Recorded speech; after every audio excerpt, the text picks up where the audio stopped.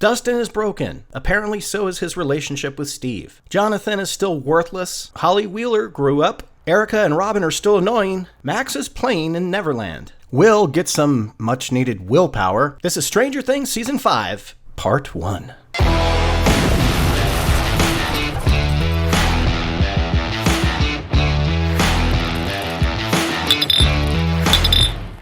This weekend marked the arrival of the first 4 episodes of Stranger Things Season 5, or Stranger Things 5 as they like to call it. Whereas Season 1 I think is an absolute masterpiece of television, Season 2 is underrated and overhated. Season 3 is an Elseworlds parody that is just absolutely ridiculous. And Season 4 has some of the best and some of the worst of the series. We start off in episode 1, where the show definitely feels like it wants to put a high emphasis on the retconning of the abduction of Will Byers from episode 1 in season 1. It also puts a big emphasis on what I find to be one of the most annoying and pointless storylines so far this season, which is the Jonathan and Steve fight for Nancy's affection. It gets old real fast. Oh, brother! Dustin feels like almost a completely different character. That's not necessarily a bad thing. He changed. I guess watching his friend Eddie die changed him. But I don't really care for the direction so far because he's, well, just kind of an asshole to everyone. Especially Steve. I get that they have good chemistry together. Season 2 is sort of this odd couple pairing, but I don't know why Steve continues to hang out with this goofball. So we get a CGI-faced Will Byers in the Upside Down as it starts to retcon the events of Season 1, Episode 1, with eyeballs that make him look literally like Gollum. This scene showcases what I guess we were just supposed to have thought in our minds what happened when Will was abducted. I almost like it better had we not known or seen it, but it is what it is. The show needs to retcon it to show us that Vecna was behind everything all along. It's been Erica! all along! So just a fair warning, pretty much the rest of this video from here on out is going to be heavy spoilers, so if you haven't seen the show, get on that shit and come on back. So I'll give a quick overall thoughts of what I think of these first 4 episodes. They're definitely exciting, they're definitely a lot of fun. I think at the detriment of story, because so far there really isn't much of one. There's a lot of missions people are going on and a lot of planning and a lot of talking, and yeah, there's some character development. But what's the story right now? And that's fine that we don't know yet. There's still, I think, 4 or 5 more episodes to go. Taking it back to the characters for a moment, it's really refreshing to see certain characters who have never interacted within the group, maybe never even shared the same screen together, have their moments here. You get the first ever dialogue exchange between Steve Harrington and Will Byers. And though it's not really overall that important in the scene, it's literally the first time they've talked. You get Joyce and Robin sort of at odds with each other, but it's not really that serious. I think Joyce is like most of us. She just finds Robin unbelievably annoying.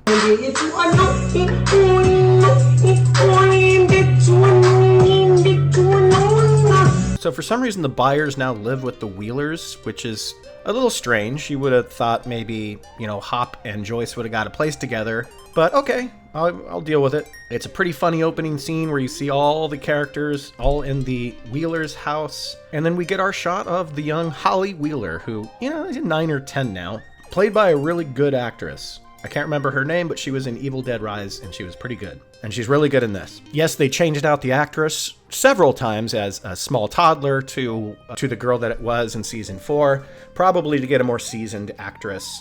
And that was smart, because nobody gave a shit about who Holly Wheeler was until this season. Poor Ted Wheeler, he just wants to live his Reagan upper middle class life and just get some goddamn bacon. Can't he just have some bacon?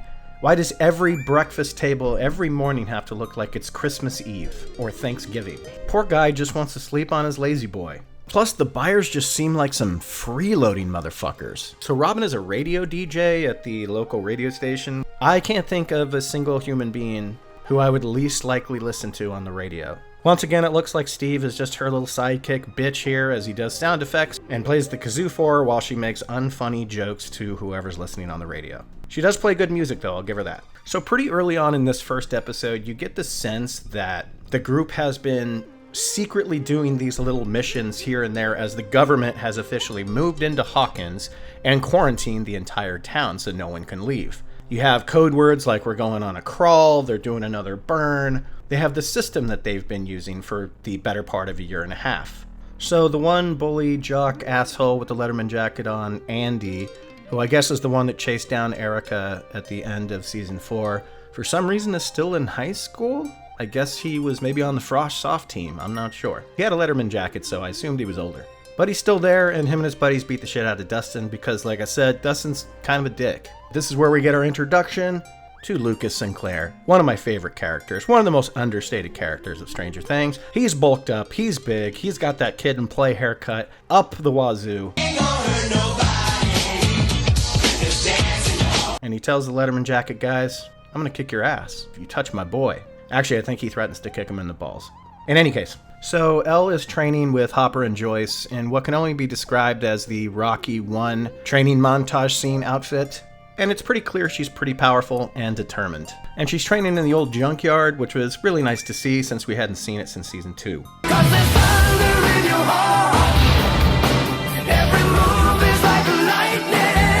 Hopper and Joyce seem to be getting along perfectly fine as a couple, though in the back of Joyce's mind, don't you think she's feeling like, man, the guy I fell in love with in Russia, cut as shit? What happened to that guy? Now he's back to frumpy, bearded man. In this season, I love how they're using Murray. I think Murray is a really strong and funny character when used properly. He's a little overused in season 4, though I do think it was necessary, and he's great in that season, but here he's being used perfectly. He pops in and out here and there at least once in each episode, and he makes a really hilarious inside baseball reference to Spies Like Us by referring to himself as Austin Milbarge. That was a deep cut. He's got some funny exchanges with the kids. Again, kids he's never interacted with on the show before. It's great. So Holly Wheeler starts seeing visions of a guy, I guess we'll call him, hell, let's call him Mr. Baldo. Did I ever tell you about Mr. Baldo? Hey, kiddo, would you like a balloon? You're gonna die, clown! We pretty much know it's Henry/Vecna/1, but he goes by this other name and he's trying to lure younger kids into his dreamscape in a way that feels a little bit PDF file. And then there's Linda Hamilton. Guess we don't really know much about her yet. She's a bad guy or a good guy? I don't really know. We've already played out all the evil military lab people. We need her to be a Sarah Connor, not a Carter Burke. So from a big wide pull-out shot, How was the pullout? we see that the government has now built some sort of military installation inside the Upside Down. I know, this is getting ridiculous. At this point, you just have to go with it. Apparently there's a gate large enough to where they can bring in tanks and bring in helicopters. Very quickly, the Upside Down is losing its luster. It's losing what made it so special, which is, what the fuck is it? Now it's basically just another livable town on top of the original town. There's so many callbacks to season 2 here, which I think is fantastic because that's one of my favorite seasons, and I think it's highly underrated, as I said.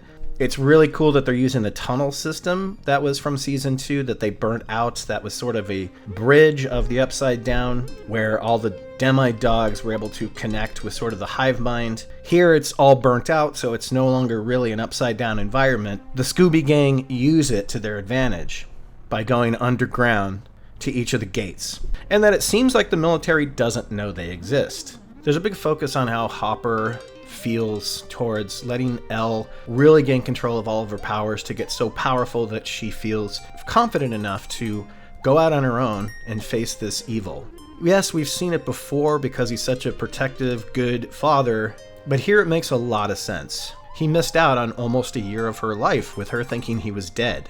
He wants that time back with her, but she's more focused on the mission, getting to Vecna. And I think it's another really good dynamic, and I'm so happy to see Elle and Hopper together for pretty much the duration of all 4 of these episodes. It's a lot of time that we didn't get to see of them in previous seasons, with season 3, them getting separated and going on separate missions, and obviously season 4, not actually sharing the screen together until the final 2 minutes of the season. So Will has been a complete fucking wet blanket for the past 2 seasons, relegated to a background character, struggling with some inner demons of his own, whether that be sexuality or just loss of friendship, or loss of time as a child. He is pretty much the central focus of these first 4 episodes. And I gotta say, it's great. I think Noah Schnapp bulked up a little bit this season to look a little bit more intimidating, and his character has a ton to do. He's brave, he's smart, he's selfless. Noah Schnapp plays it really great. I don't really get why people think he sucks. I don't. So his storyline is basically that he starting to feel presence of Vecna, but then after a certain while, he actually sees through his eyes. It's very Harry Potter, Horcrux, Voldemort, where Harry Potter could see through the snake. I don't know, whatever. But it's got a little bit of that in there, which is kind of fun and interesting. And the Demogorgon in season 4 in the Russia storyline, you thought that one was a badass. These ones are fucking nuts. Like, they are ripping people to shreds. It's fucking great. So as I mentioned before, like the Nancy, Jonathan, Steve love triangle thing just sucks. And it's so boring and played out. I think Jonathan is the most worthless character on the show. He was one of the best characters in season 1, and he's just a nothing burger at this point. He's literally just there to bicker with Steve. Nancy is one of my favorite characters on the show, but so far, they haven't given her a whole lot to do, except for her extraordinary lack of gun knowledge. For someone that likes to shoot, she certainly doesn't understand the physics of it. Even though Mike so far doesn't have his own really engaging storyline this season, he's got a lot of screen time, and most of it is because of Holly, his sister, and what happens to his parents. Mike has this wonderful conversation with little Holly, and it's adorable. He's a good big brother. You wouldn't have known any of that through previous seasons because she was just too small, but now he's a junior in high school and she's a 9 or 10-year-old. He's very protective of her, and he's actually very protective of everybody. You see a lot of shots of Mike saving people, guarding people, and pushing people away from danger. That doesn't equate much to a storyline, but it definitely gives him these new character traits. He's very brave, with almost zero screen time with Elle outside of one sort of Spider-Man MJ scene. He's really off on his own adventure, while Elle and Hopper, spoilers, as I said, they're in the Upside Down. You get this new gadget that the military has. I don't know why they would create it if they want Elle and her powers, but they call it her kryptonite. Natural. Did I say that out loud? I thought I was talking Tom. Some Tony Stark bullshit. But Hopper's a complete badass, takes out a whole bunch of these motherfuckers in the Upside Down. Got pretty lucky by throwing 2 grenades over his shoulder and made sure that it actually went up the wall. America, fuck yeah!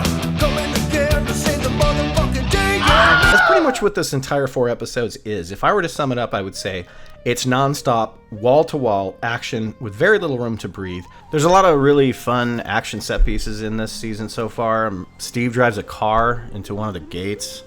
It's kind of badass. It's kind of the only badass thing he's done so far. But when it does breathe, it's great. There's conversations that Joyce has with Will about the day of his disappearance and the way she felt that she never told him about, and it makes him feel warm and fuzzy inside. It's really good shit. And that's what really makes this show what it is. You can take the story of demigorgons and alternate dimensions and upside downs and weird dreamscape lands all you want, but at the end of the day, it's about the characters, and that's why people tune into this show. It's not about, is Vecna gonna do this or that, or what's Elle gonna do? It's about the characters, the relationships, the people, their development. That's what we watch this show for. I don't even know if the showrunners knew what they had when they first decided to make sort of a Twilight Zone 8-episode series on Netflix, that they've written such rich, just amazing characters that would be the focus of why people continue to watch the show. Does this season go overboard and get absolutely ridiculous? Fuck yes, it does.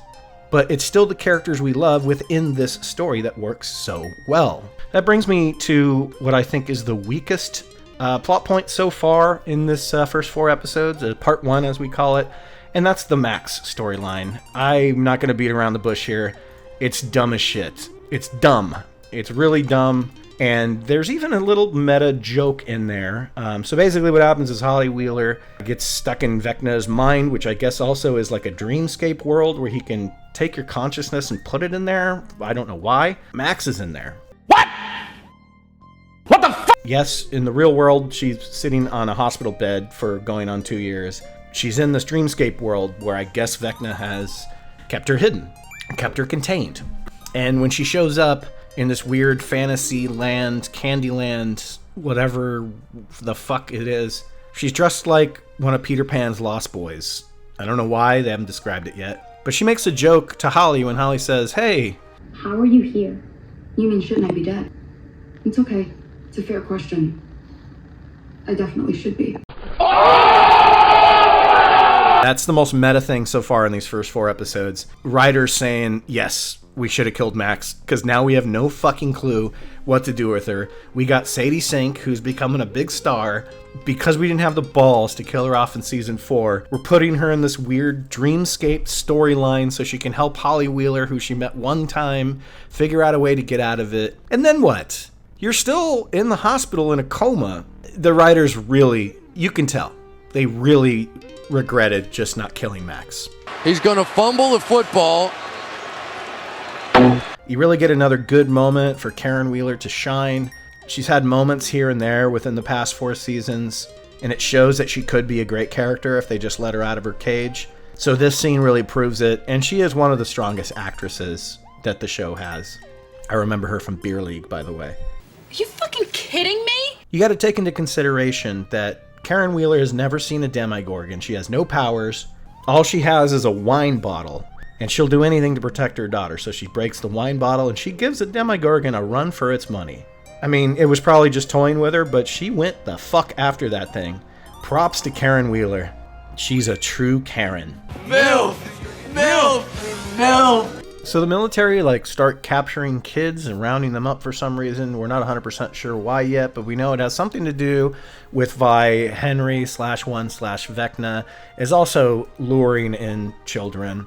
It's kind of an intriguing concept. It does give us time to learn and grow with our brand new and obnoxious characters, Derek the fat guy and Big Glasses McGee. So the plan is to shoot a tracking device onto a Demogorgon and then drive through the Upside Down with this antenna on Steve's Mercedes to track it, see where it goes, and hope it leads to Holly. As I mentioned before, the physics of putting a tracker inside of a 12-gauge shotgun shell and having it project out and land inside of a Demogorgon's body, yeah, that's not the way guns work. It's an explosion, not a projectile. But hey, whatever. This is Stranger Things we're talking about, not Cobra Kai. And this is going to give me a second to talk about how amazing this show looks. It's always been a really clever show as far as using practical effects and CGI, specifically in the first 2 seasons that feel so much smaller now. They used things when they needed it, and it always looked great, and it was always lit properly.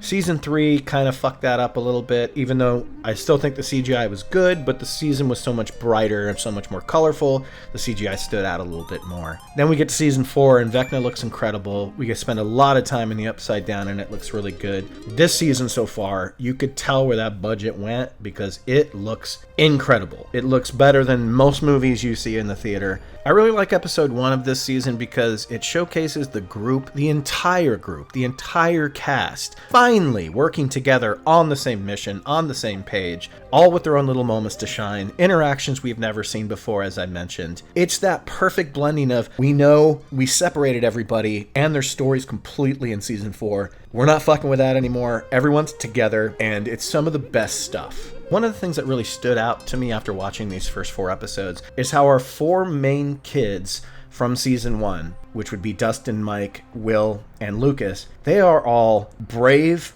as shit now.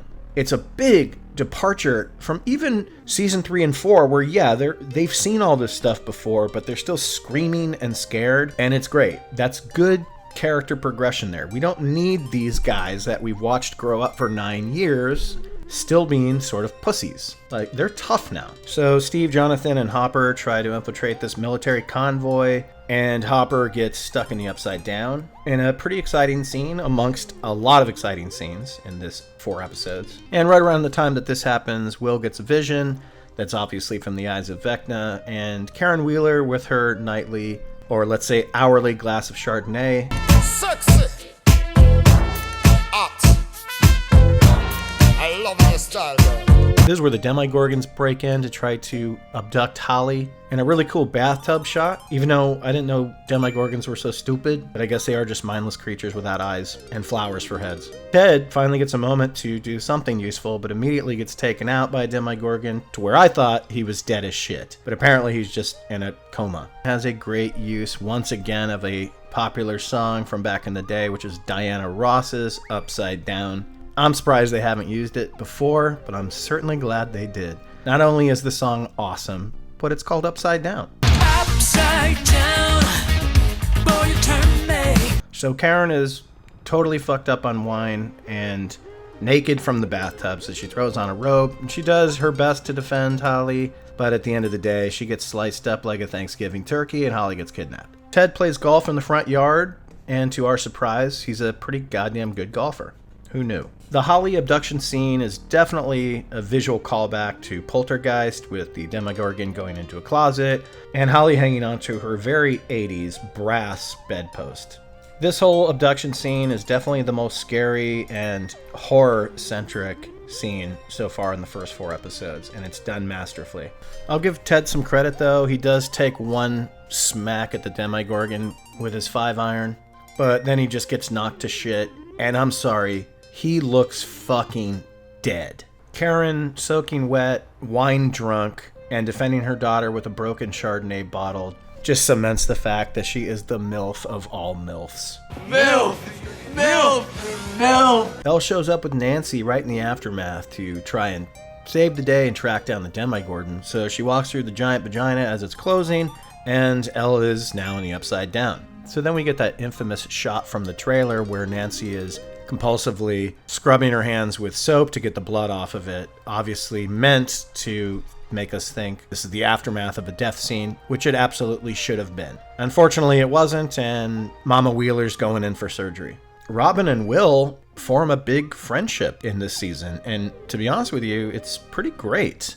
It makes a lot of sense with Will going through what he's going through identity-wise, and the fact that Robin was able to come to terms with who she is. It makes sense that you would pair them up together, but they form this really sweet bond and become great friends. We don't get an appearance of Mike's basement, which was always sort of the point of base camp for them to recharge and take breaks, take nap, form plans. Now it's the radio station, which I guess nobody ever sets foot in except for Robin and Steve, who work there. There doesn't seem to be anybody else there. I don't know, did she inherit this radio station? No one else is there. But nonetheless, that becomes sort of the base camp location. I do miss Mike's basement, though. Maybe we'll get an appearance of it at some point.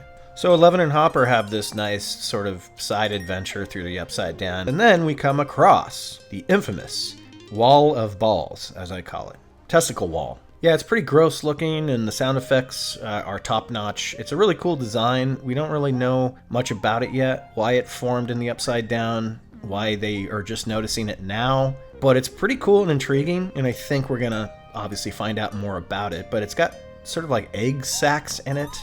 It's almost like if Lovecraft and H.R. Giger had a baby. Vecna, Henry, one needing children, plus the government is rounding up children, and there's a pretty cool little fight with a Demigorgon, and the Demigorgon is scared of Joyce, because Joyce is a badass, wielding an axe. But we find out later it's because Will is actually sort of quasi-controlling the Demigorgon. And there's this subplot where Lucas, Joyce, and Mike have to break through the floor of a bathroom, which is pretty gross, to get all these kids out of this military establishment. Come through the toilet, my children. Demigorgons come out of the ground and just literally annihilate all of the military. Like, everyone's dead. And it's pretty great. As I mentioned earlier, these Demigorgons do not fuck around. There's head stomping with heads splattering and heads being ripped off. I didn't hear a Wilhelm scream in there, but I'm gonna add one. It's a massacre. Definitely skirts the line of something R to PG-13. It's a TV show, so it doesn't matter. So then it looks like all hope is lost. You have Demigorgons fucking spinning around and flipping around everywhere, knocking heads off left and right. Then it looks like, oh my god, are we gonna lose Mike? Is Mike gonna die? Is Lucas gonna die? They're both in sort of inescapable consequences at the moment. Then we get the big reveal of the season thus far. Having so much fun all through the year. Will Byers. I'm a superhero! His eyes go completely white. He uses his hands, his neck, his eyes, control all the Demogorgons, and next thing you know, he snaps all their bones just like Vecna did with all those teenagers in season 4. Another fake out death where we think that Hopper's gonna die because he has a bunch of road flares on his chest. I know they're supposed to be dynamite. These are road flares. But he ends up coming back and showing Elle, hey, guess what? Number 8, your old sister's here. I think this is a great decision by the showrunners to bring back number 8 because it left such a sour taste in people's mouths and they never made mention of it again. I think this is a chance for them to redeem not just this character, but this storyline, and I'm so glad they had the nuts to do it. And it felt organic. The whole time they're trying to figure out what is in this military establishment. It's very powerful. Is it Vecna? No, it's number 8. I'm all for it. I'm not a huge fan of that episode in season 2, like most people, but it does make sense to bring this character back because otherwise you're almost acting like it never happened. And having a character like this come and be part of Elle's fight, it just strengthens their group so much more. We end on the cliffhanger of Will taking control of the Demogorgons and then cracking their bones and killing them just in the nick of time. All the military are dead at this establishment. Now Will is dropped and obviously Joyce is, embracing him, trying to make sure he's okay. And that's the end of episode 4. And we've got 1 month to wait to see what happens. So what have we learned here, folks? We have the red-headed stepchild episode character from season 2 coming back. And what to me kind of gave me chills. It was kind of like when you watch that Avengers movie for the first time and you're like, yeah, that Thor movie was okay. And then you see him in the Avengers movie with the other characters and it just means so much more. I think we're going to get that with number 8. It's like, yeah, her storyline kind of sucked and people kind of wished that everyone would forget it. But now she's here in the final battle and it's like, let's fucking go. What is Will now? Is he a good guy? Yes, he killed some Demogorgons, but he did look kind of evil when he was doing it, which I thought was pretty badass. Well, that's the recap of my final summary and thoughts of the first 4 episodes is I understand what they were doing. They really wanted to throw it in your face really quick without... We've already gone through the, season 1, season 2, season 3, season 4. There's a new threat that opens up and people have to discover what it is. That's no longer the case anymore. They throw you right into the action. I appreciate that, but it's also at the detriment of the storytelling because this one goes full throttle without much explanation as to what has been going on. But we do get the consequences of what happened at the end of season 4. Even though I think the Max Mayfield story with Holly in the Dreamscape world is absolutely fucking stupid. I hate it. I guess we'll see how that plays out. Hopefully in a satisfying manner, but man, I'm pretty sure Sadie Sink feels the same way as I do. They should have killed her character off in season 4. I know the writers think it. They basically said it. You mean shouldn't I be dead? I definitely should be. But we got a lot to think about for the next month. It's going to be a great Christmas gift to get another 3 episodes. We drink your cinema, guys. Little boxes on the hillside. Little boxes made of ticky-tacky. Little boxes on the hillside. Little boxes all the same.